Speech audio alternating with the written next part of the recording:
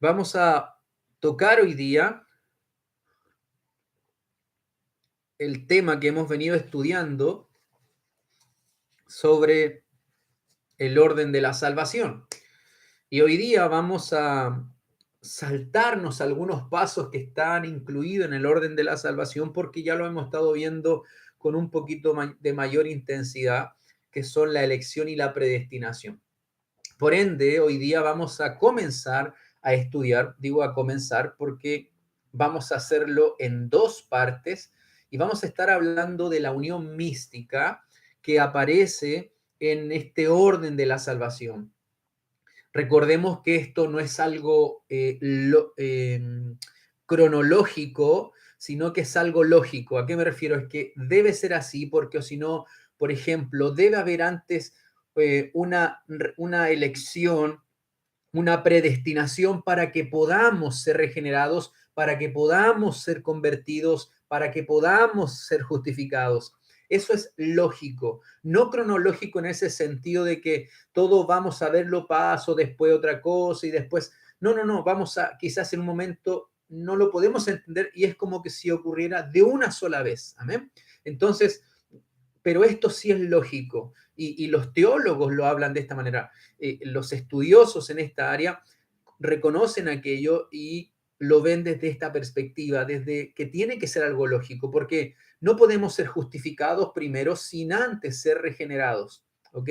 Entonces vamos a partir estudiando hoy día, ya habiendo previamente profundizado un poco sobre la elección y la predestinación, y hoy día vamos a hablar de esta unión mística, la unión mística que en teología se estudia como esa frase, la unión mística. Y quiero tocar un texto ahí en Romanos capítulo 6, versículo 5. Romanos capítulo 6, versículo 5. Dice la escritura, porque si fuimos plantados juntamente con Él, está hablando de nuestro Señor Jesucristo, si fuimos plantados juntamente con Él en la semejanza de su muerte, así también lo seremos en la de su resurrección, sabiendo esto, que nuestro viejo hombre fue crucificado juntamente con él para que el cuerpo del pecado sea destruido a fin de que no sirvamos más al pecado. Porque el que ha muerto ha sido justificado del pecado. Y si morimos con Cristo, creemos que también viviremos con él.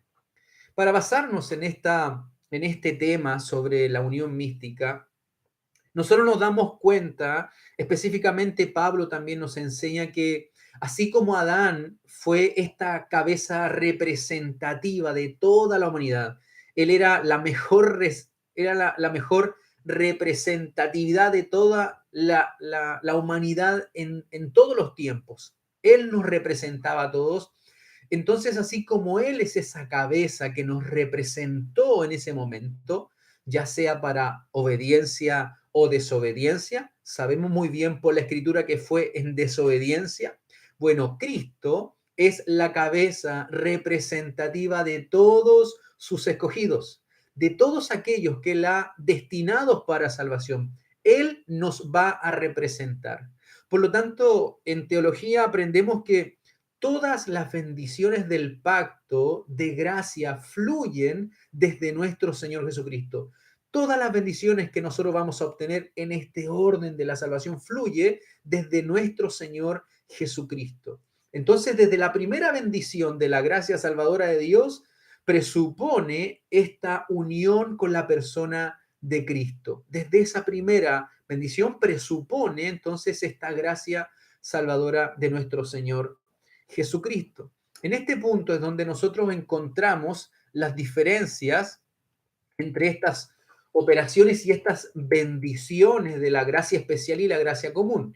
Hemos hablado también dentro del decreto eterno de Dios sobre la gracia especial, que la gracia especial es esa derramada, es la salvación, es esa redención que Dios derrama o que manifiesta, mejor dicho, sobre sus escogidos. Y la gracia común es esa manifestación de Dios para toda la humanidad.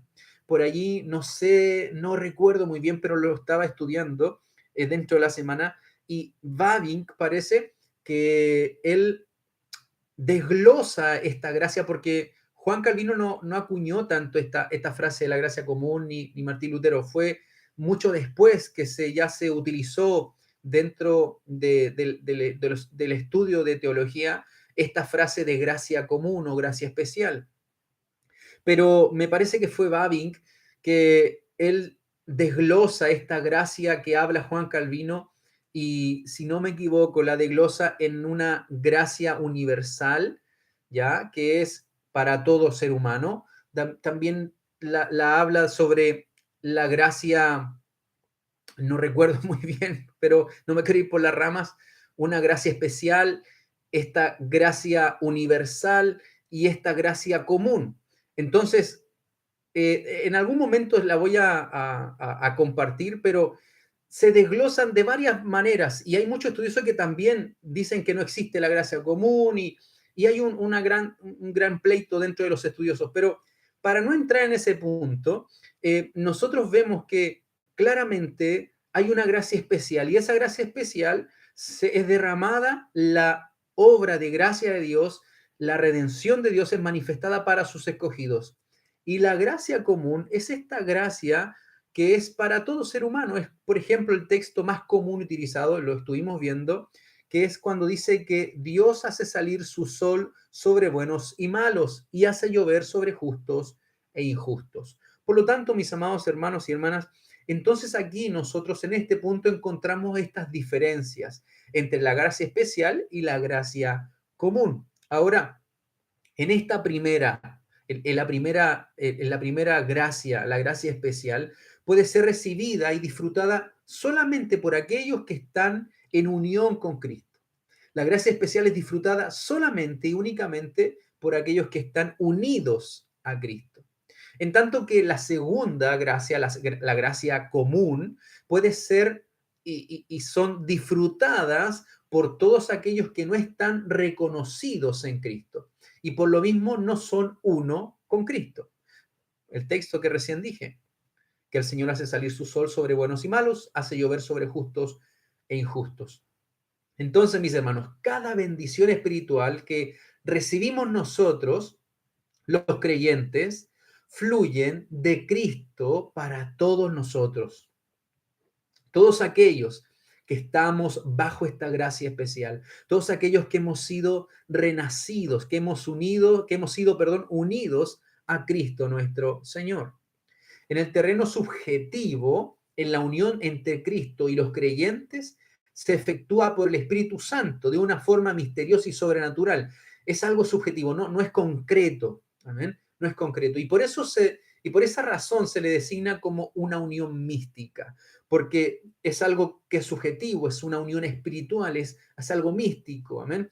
Es algo que no podemos ver, pero el Espíritu Santo es el que hace esa unión en nosotros. Y hoy vamos a ver por lo menos unos 4 puntos sobre esta área de la unión mística. Número 1, entonces, vamos a hablar sobre la naturaleza de esta unión mística. La naturaleza de esta unión mística. Entonces, la teología reformada trata de la unión de los creyentes con Cristo de manera teológica. ¿A qué se refiere el hermano Luis Berkhoff con esto? Bueno, él emplea el término unión mística en el sentido amplio, como una designación, no solo con una unión subjetiva de Cristo y los creyentes, sino también de la unión que hay tras ella.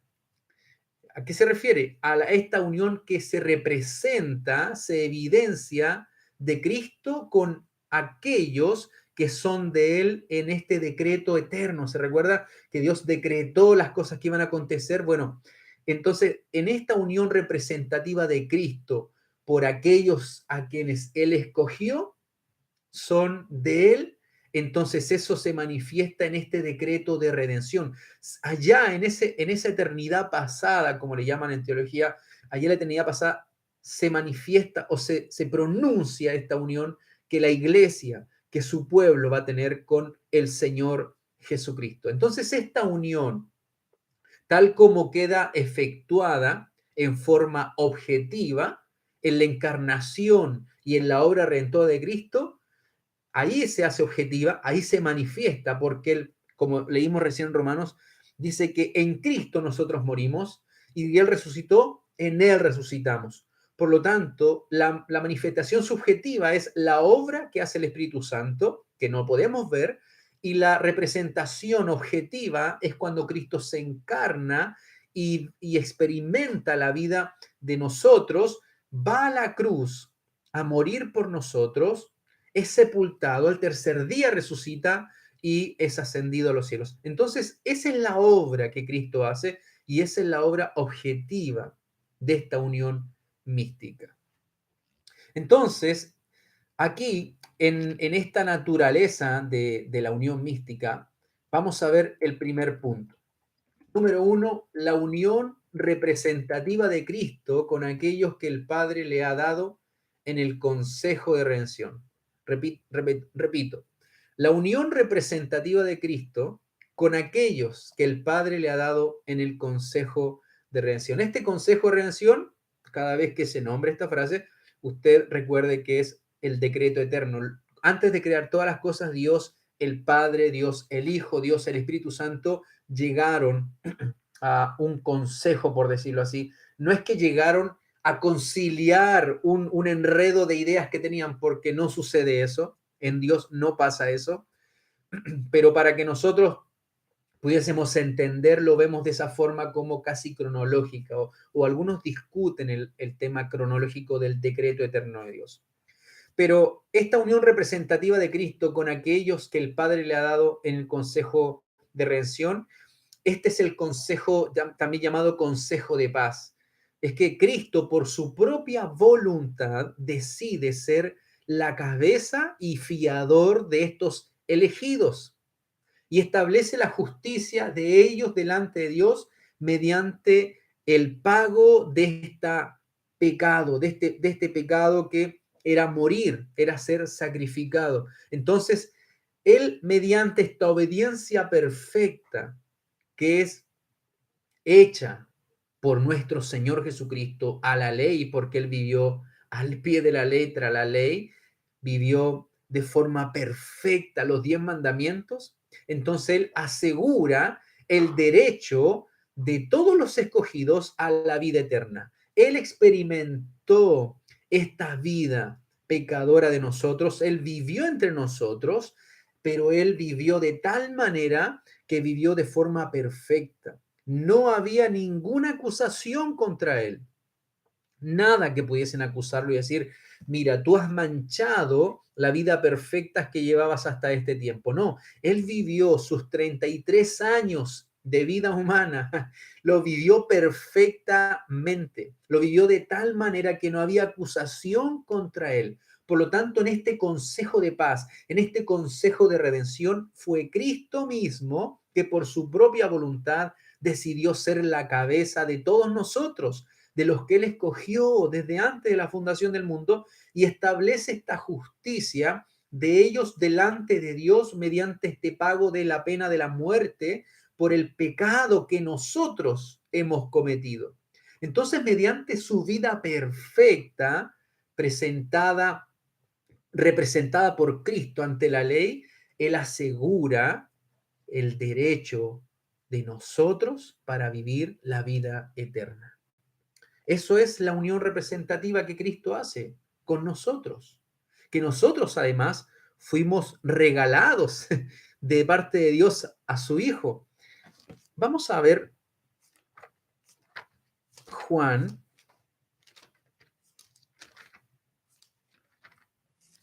capítulo 17, y es la oración sacerdotal de nuestro Señor Jesucristo.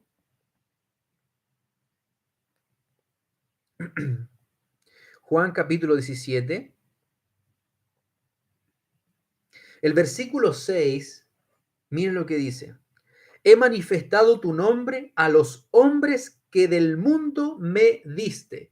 Tuyos serán y me los diste y han guardado tu palabra.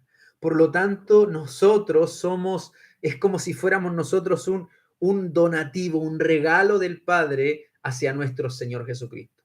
Por lo tanto, mis hermanos, en aquel pacto eterno que estaba ahí, nuestro Señor Jesucristo, el Dios, el Padre y el Espíritu Santo, en este pacto eterno, el pecado de su pueblo iba a ser imputado en Cristo Jesús y la justicia de nuestro Señor Jesucristo, su vida perfecta, iba a ser imputada a nosotros. La palabra imputar es atribuir la responsabilidad de un acto a una persona, ¿ok? Por lo tanto, ese acto pecaminoso de nosotros fue puesto sobre Cristo Jesús en el madero. Y esa vida perfecta, justa, fue puesta sobre nosotros cuando nosotros creemos. Porque Romanos 5:1 nos dice que somos justificados por medio de la fe en Cristo Jesús.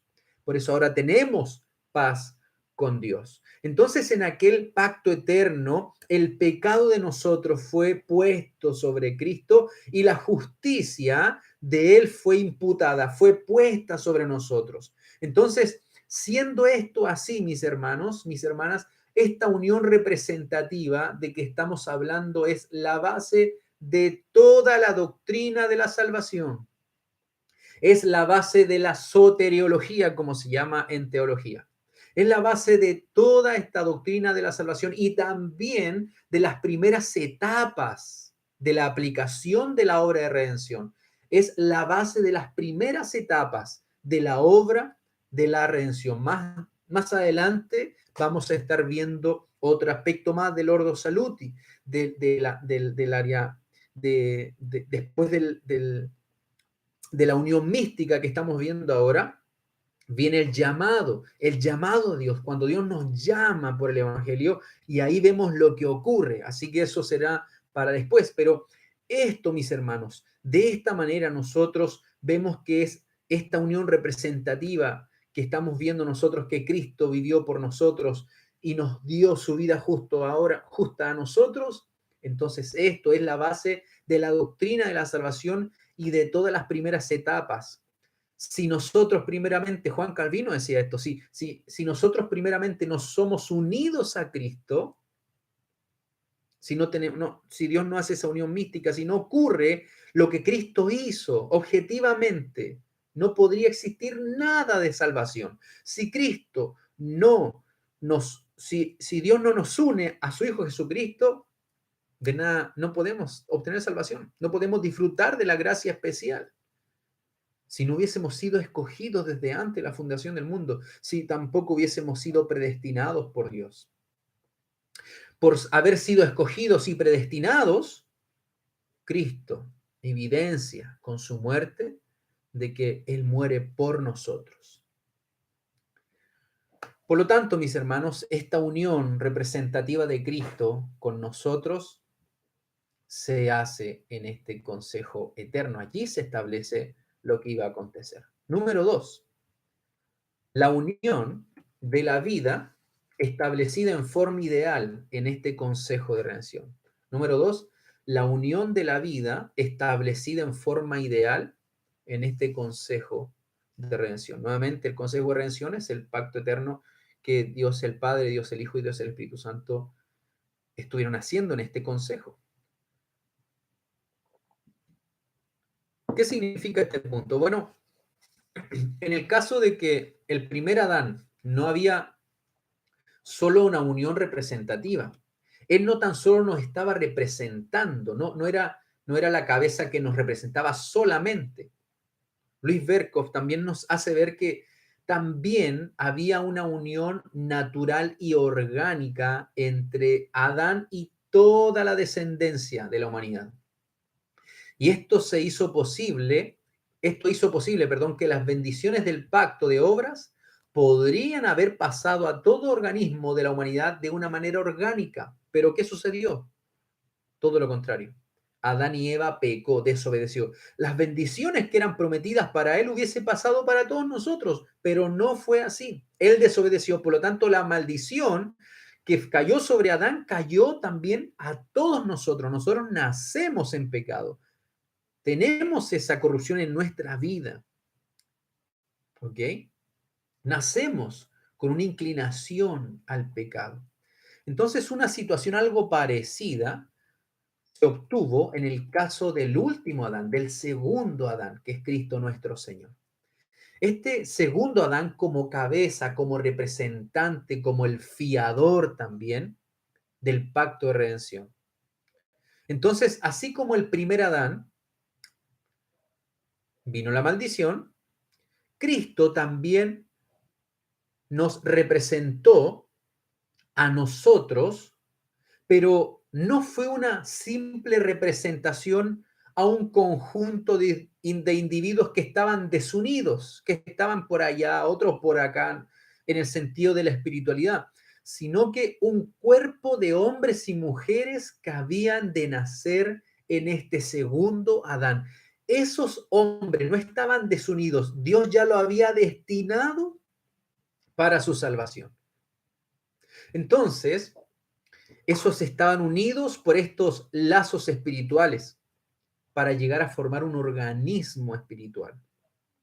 De manera ideal, entonces, este cuerpo, que es la iglesia, ya estaba formado en el pacto de redención y era el cuerpo formado en unión con Cristo.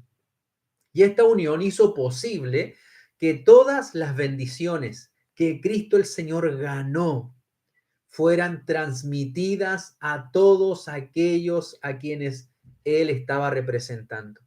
Mi hermano y mi hermana, John MacArthur habla sobre una de las formas que nosotros podemos eh, menospreciar el pecado en nosotros y así apartarnos para vivir en santidad para Dios. Y él dice que debemos recordar y meditar y pensar en lo que él estaba haciendo en la cruz, lo que mi pecado provocó a Cristo en esa cruz, lo que provocó en Cristo mi pecado. Entonces, meditar en eso, también nosotros, viéndolo desde este punto de vista, también nosotros estábamos en Cristo, siendo crucificados en Cristo Jesús. Pero Él estaba viviendo la vida perfecta antes de subir a esa cruz, a ese madero, antes de ser colgado en ese madera como maldito, el santo y justo y perfecto Hijo de Dios, viviendo de forma perfecta. Me encanta la frase del pastor Sugel Michelén. Cristo Jesús no tan solo murió por amor a ti, sino que Cristo Jesús vivió perfectamente por amor a ti. Hermanos, Él se negó lo que Adán no hizo, lo que Adán tenía todo el privilegio porque no había nada pecaminoso a su alrededor, sino que Él decidió pecar delante de Dios, decidió desobedecer, pero Cristo con todo el pecado que le rodeaba, Él soportó la tentación y fue firme y fue fuerte ante la tentación, venció. Mira lo que dice Hebreos, el capítulo 12, un texto hermosísimo y conocido por nosotros. Versículo 3 del capítulo 12 de la carta a los Hebreos. Dice la escritura, considerad a aquel que sufrió tal contradicción de pecadores contra sí mismo, para que vuestro ánimo no se canse hasta desmayar. Considerad a aquel que sufrió tal contradicción de pecadores contra sí mismo. Hermanos, Él soportó. Y el verso 2 del capítulo 12 dice, puesto los ojos en Jesús, el iniciador y perfeccionador de la fe, el cual por el gozo puesto delante de Él sufrió la cruz, menospreciando el oprobio, y se sentó a la diestra del trono. Aleluya, se sentó a la diestra de Dios el Padre, menospreció todo lo que podía ser placentero para nosotros. Él lo menospreció totalmente.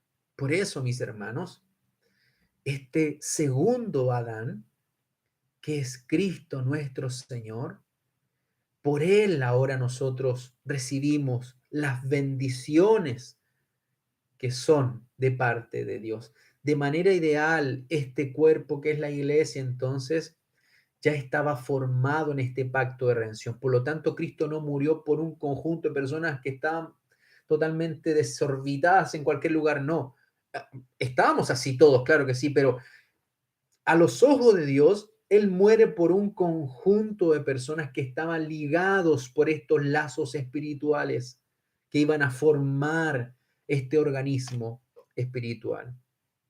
Entonces, mis hermanos, ese es el punto número 2.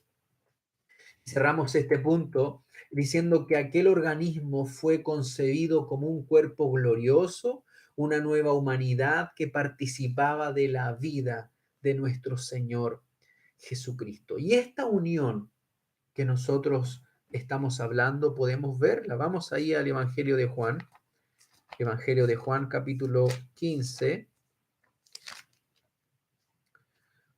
Evangelio de San Juan capítulo 15, versículo 4.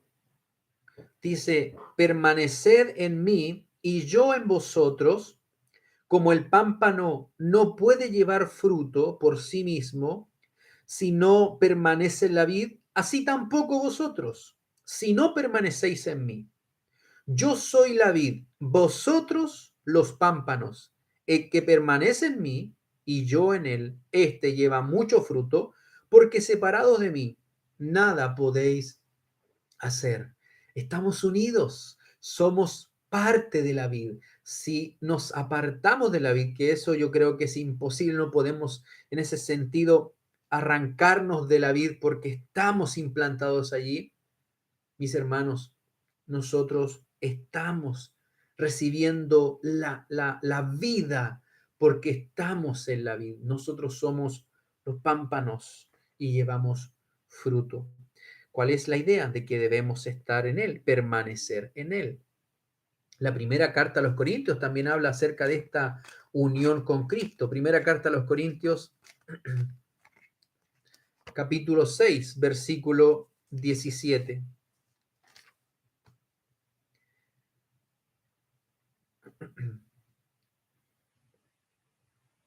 Capítulo 6, verso 17. Pero el que se une al Señor, un espíritu es con Él. Un espíritu es con Él. Pablo estaba hablando acerca de que los corintios estaban viviendo una vida de forma promiscua y también lujuriosa, y algunos mantenían una vida mantenían hábitos, costumbres de la vida pasada, y Pablo les llama la atención y le dice en el versículo 15, ¿no sabéis que vuestros cuerpos son miembros de Cristo? Quitaré pues los miembros de Cristo y los haré miembros de una ramera, de ningún modo. ¿O no sabéis que el que se une con una ramera es un cuerpo con ella? Porque dice los dos serán una sola carne. Entonces, primeramente, Pablo está diciendo que porque había una filosofía de que el cuerpo era malo y que era pecaminoso y no servía para nada, y que el espíritu era lo importante. Por lo tanto, yo con las cosas, con la comida, con lo que hiciera con mi cuerpo, no importaba. Total, era lo malo, pero el espíritu era importante. Por lo tanto, seguían practicando esas cosas. Y Pablo dice, no, el cuerpo, nuestro físico, también es de Dios, también es de Dios. Por lo tanto, es importante también cuidarnos en todo sentido. No tan solo vivir una vida piadosa como una contemplación interna y vivir como no me importara nada. No, tengo que ser un buen administrador y cuidar mi cuerpo, velar por el buen cuidado de mi cuerpo también. Y también hace énfasis en el tema del matrimonio, porque no era cualquier cosa el ir manteniendo relaciones sexuales con cualquier persona, no. Era una unión que Dios había establecido, una sola carne se hace. Por lo tanto, Pablo les dice, ustedes, corintios, no pueden vivir de la forma pasada. Desen cuenta, verso 17, el que se une al Señor, un espíritu es con Él. Un espíritu es con Él. Por lo tanto, le pertenecemos a Dios. No podemos seguir viviendo con las cosas de la vida pasada, porque ahora le pertenecemos a Él, somos de Él y no nos pertenecemos a nosotros mismos. Romanos capítulo 12, versículo 5, dice, hablando también sobre los dones que el Señor ha repartido sobre su iglesia, hablando del cuerpo de Cristo, dice el verso 5, verso 4 mejor, Porque de la manera que en un cuerpo tenemos muchos miembros, pero no todos los miembros tienen la misma función, mira lo que dice el 5, así nosotros, siendo muchos, somos un cuerpo en Cristo y todos miembros los unos de los otros. Por lo tanto, en el punto 2, el énfasis que vemos aquí en este estudio es lo siguiente, es que Dios decretó la salvación y se fue objetiva lo que Cristo hizo, pero no por un montón de gente que estaba dispersa, no, era un organismo, era una iglesia, era un pueblo que el Señor salvó. Por lo tanto, estamos unidos, no porque usted lo decidió, no porque usted decidió llegar a la iglesia de la gracia, por ejemplo, aunque aquí habla de la iglesia universal, de los que han muerto, de los que vivimos y los que vendrán, ¿cierto? Pero no porque yo decidí, simplemente porque yo lo quise, simplemente porque nació de mi corazón, estoy en esta iglesia. No, es porque Dios lo trajo también a esta iglesia. Obviamente usted lo decidió, porque Dios guió sus pasos, obviamente, pero es Dios es el que une este cuerpo. Y por eso debemos mantener, dice Pablo en Efesios capítulo 4, ser solícitos en guardar esta unidad. Solícitos. No debemos ser descuidados. Debemos mantener la unidad en el vínculo de la paz, en el amor, en la santidad. Debemos mantener esta unidad que Cristo ha ganado para nosotros. Somos un cuerpo. Sigamos adelante para no desviarnos del tema. El punto número 3, hablamos sobre esta unión de la vida realizada en forma objetiva en Cristo. En virtud de la unión representativa establecida en el pacto eterno, en el pacto de paz, en el pacto de redención, Cristo se encarnó como el sustituto de su pueblo para merecer todas las bendiciones de salvación que eran para nosotros. Entonces, así como nosotros participamos de carne y sangre, Cristo también lo hizo para obtener nuestra libertad. Mira lo que dice la carta a los Hebreos, el capítulo 2.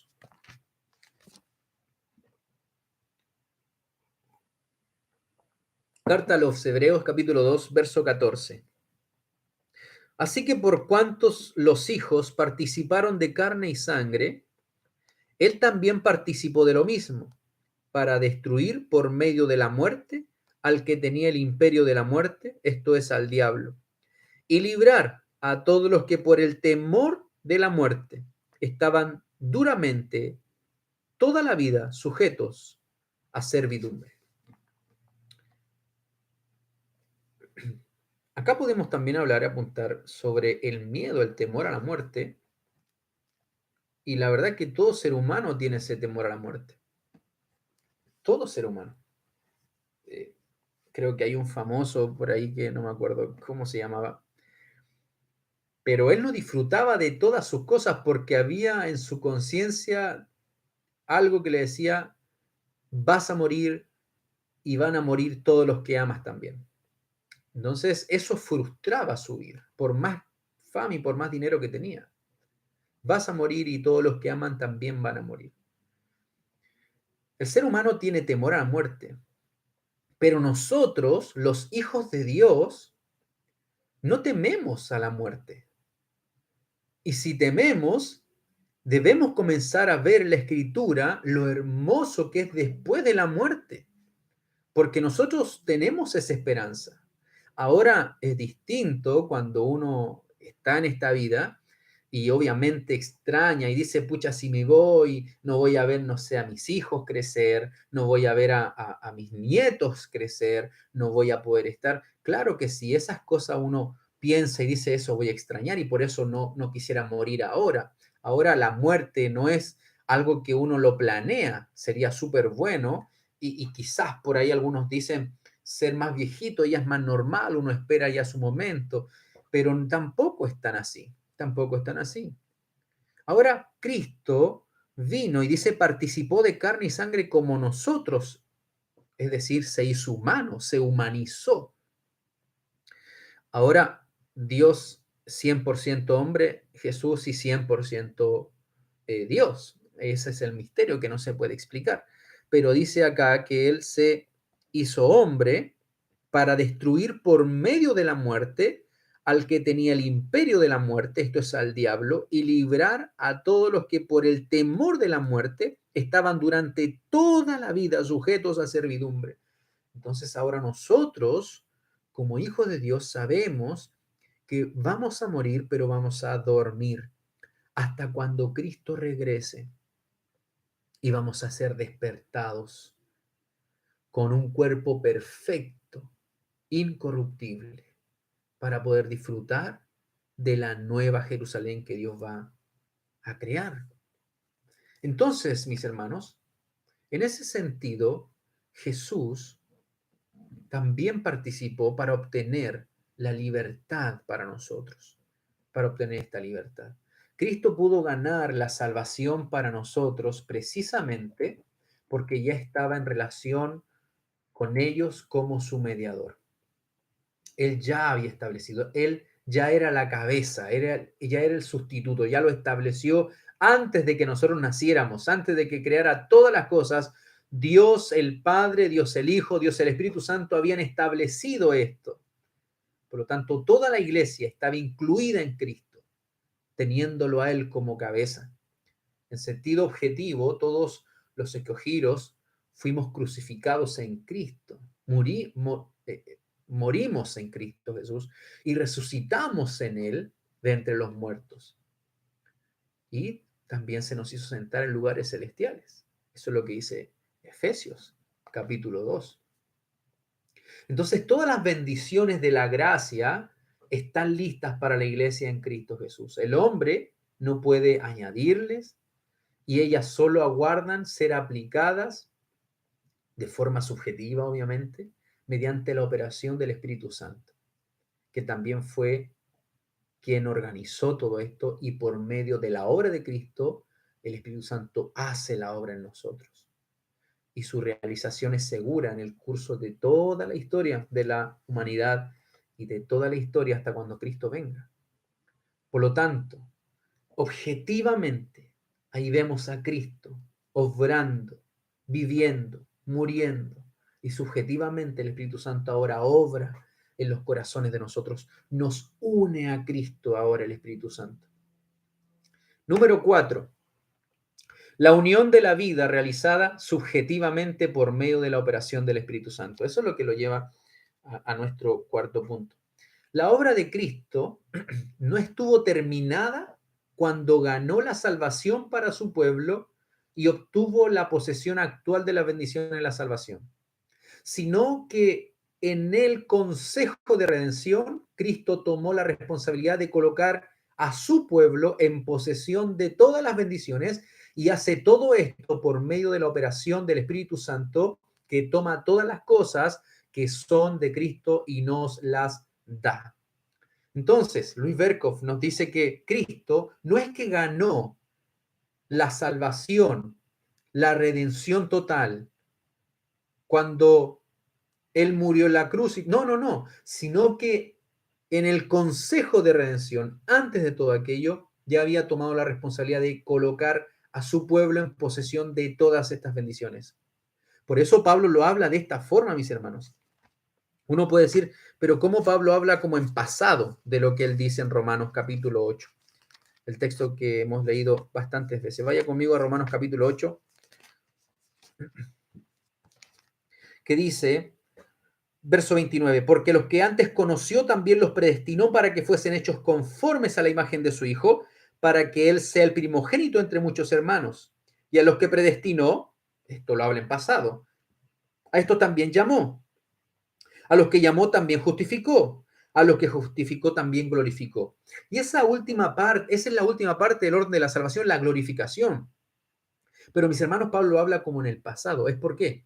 Porque está hablando desde la perspectiva de Dios. El decreto de Dios, cuando Él estableció lo que iba a acontecer, recordemos bien que no lo estableció como en un futuro. En un futuro va a ser, obviamente para nosotros, entramos en el tiempo, ¿ok? Pasado, presente y futuro. Pero en la eternidad de Dios no lo establece con tiempos. Amén. No lo establece con tiempos. Él lo vio y lo estableció y por lo tanto se realizará. Por lo tanto, La obra de Cristo no estuvo terminada cuando ganó la salvación para su pueblo y obtuvo la posesión actual de las bendiciones de la salvación, sino que en el consejo de redención Cristo tomó esta responsabilidad de colocar a su pueblo en posesión de todas estas bendiciones y hace todo esto por medio de la operación del Espíritu Santo que toma todas las cosas que son de Cristo y nos las da en el momento que Él viene a obrar en nosotros esa vida nueva.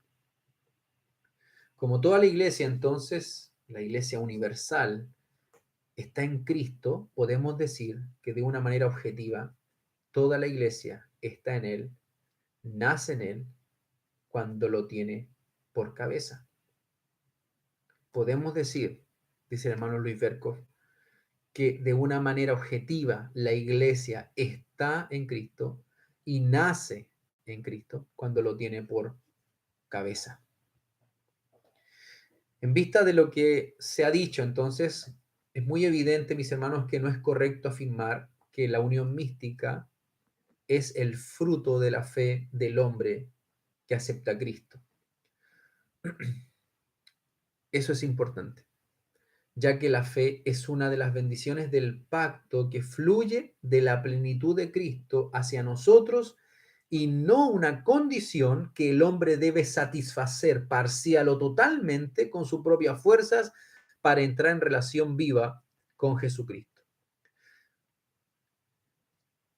Nosotros obtenemos la salvación y las bendiciones de la salvación incluso antes. No es que Dios esté esperando que nosotros tengamos esa fe. No, Dios hace una obra antes para que nosotros podamos creer y disfrutemos de todas esas bendiciones. Pero qué maravilloso es eso, mis hermanos. Porque a pesar de la gloriosa, hermosa y tremenda redención y salvación que Dios tiene para nosotros, nosotros andábamos ciegos y desventurados y no podíamos ver y no podíamos recapacitar en nuestro pecado y decir, voy a volver a Dios a ver qué tal cual, qué tan bien me va. Y quisiera sacarme esta vida pecaminosa. No, mis hermanos, es Dios el que salió a nuestro rescate para sacarnos la venda, transformar nuestro corazón y recién allí nosotros pudiésemos creer y arrepentirnos. Pero en ese momento es el Espíritu Santo subjetivamente aplicando las bendiciones de Dios y uniéndonos al cuerpo de Cristo para ser parte de esta familia. Por lo tanto, la fe es un don de Dios y en tal concepto es parte de los tesoros que están escondidos en Cristo. La fe no es la condición que Dios pone al hombre para satisfacer parcial o totalmente esta relación viva con Jesucristo. No, la fe es el regalo y en este concepto de la unión mística viene a ser parte de los tesoros, de la bendición de Dios. El texto conocido también por nosotros, Efesios capítulo 2. Por gracia sois salvos por medio de la fe.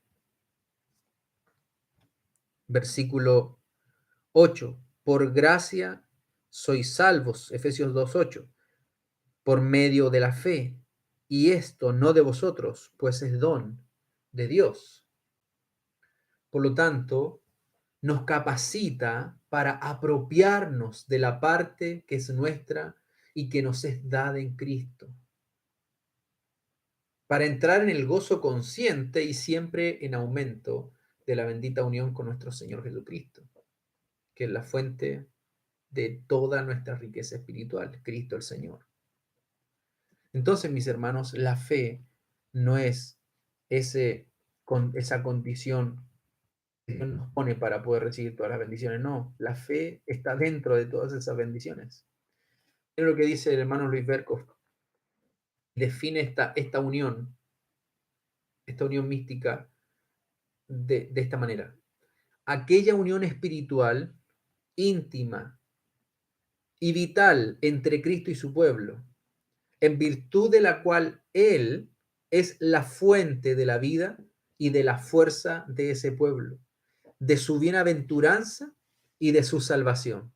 Es una unión muy íntima y se descubre con abundancia en las figuras que se usan en la Escritura para describirla de esta manera. Es una unión como la que hay entre la vid y los pámpanos, como la que hay entre el fundamento y el edificio que se levanta sobre él, como la que hay entre el esposo y la esposa, como la que hay entre la cabeza y los miembros. Aún así, todas estas figuras no alcanzan a describir con exactitud la expresión completa de la realidad. Es una unión que sobrepasa al entendimiento. Qué maravillosa forma de definir esta unión mística. No podemos graficarla. Quizás en la escritura podemos ver, no quizás, sino que sí, podemos ver lo que trata de graficar el Señor por medio del escrito de cómo es esa unión con Él. Como recién leímos en Juan capítulo 15, es como esa unión entre la vid y los pámpanos, como la que aparece en Pedro, ¿cierto? Esa piedra desechada ahora viene a ser el fundamento para que todo el edificio bien coordinado siga creciendo. Entonces, también puede graficarse en eso. Puede verse también como en Efesios 5, 23 al 32 habla del esposo y la esposa, como la cabeza y los miembros del cuerpo también en Efesios.